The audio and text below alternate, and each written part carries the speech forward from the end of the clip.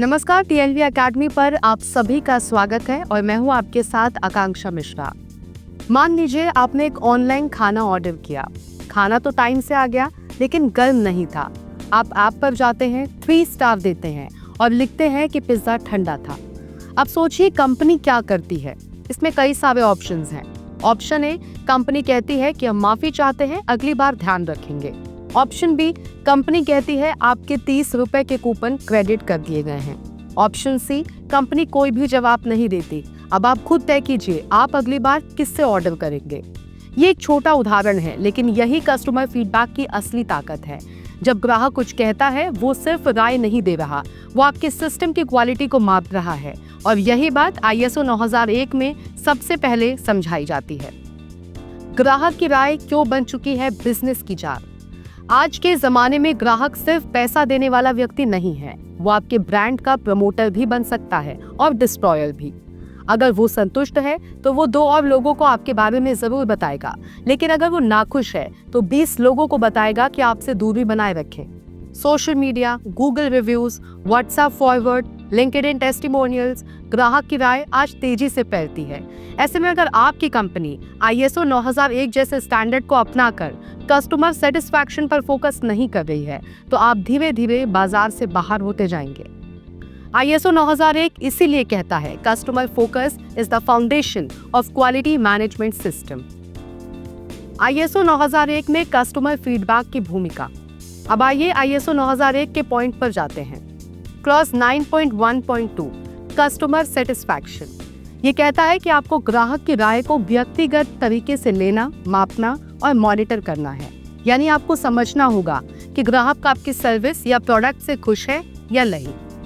Clause 10.2 non conformity and corrective action. अगर ग्राहक कोई शिकायत देता है तो केवल माफी मांगना काफी नहीं है, आपको ये पता लगाना होगा कि गलती हुई क्यों और आगे से वो गलती ना हो इसका इंतजाम भी करना होगा। इसे ही कहते हैं रूट कॉज एनालिसिस और फिर करेक्टिव एक्शन लेना।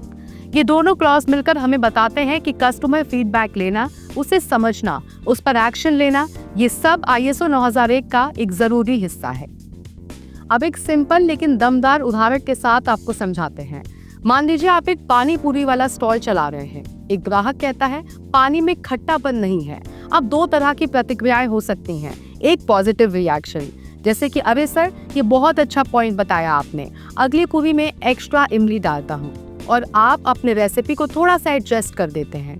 वहीं इसका एक नेगेटिव रिएक्शन भी हो सकता है, सबको पसंद आ रहा है, आपको ही दिक्कत क्यों है। पहले वाले पानीपुरी वाले के पास ग्राहक दोबारा आएगा, दूसरे वाले को लोग अब अवॉइड करने लगेंगे। बस यही फर्क होता है फीडबैक को सम्मान देने और फीडबैक को ईगो पर लेने में। कस्टमर फीडबैक सिर्फ जानकारी नहीं, एक एक्शन प्लान का बीज भी है। ISO 9001 में सिर्फ फीडबैक फॉर्म रख देना काफी नहीं है। अब यहाँ सवाल ये है कि आपने उस फीडबैक पर क्या किया। क्या आपने वो फीडबैक एनालाइज किया? क्या आपने समझा कि वो फीडबैक आइसोलेटेड केस था या फिर रिकरिंग केस? क्या आपने उस पर कोई करेक्टिव एक्शन लिया था या सिस्टम में कोई बदलाव किया?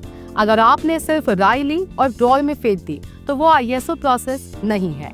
फीडबैक को एक्शन में बदलना ही ISO का असली मकसद है। अब आप सभी के लिए एक सवाल है, क्या आपने कभी फीडबैक दिया? अब एक छोटा सवाल आप सभी से, आपने आखिरी बार कब किसी कंपनी को कस्टमर फीडबैक दिया था? क्या उस कंपनी ने उस पर कोई एक्शन लिया था या उन्होंने सिर्फ थैंक्स फॉर योर फीडबैक कहकर बात खत्म कर दी?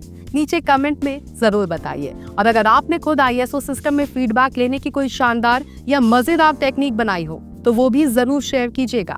हम फिर मिलेंगे एक और जानकारीपूर्ण वीडियो के साथ। तब तक के लिए बने रहिए हमारे साथ और देखते रहिए TNV एकेडमी। धन्यवाद।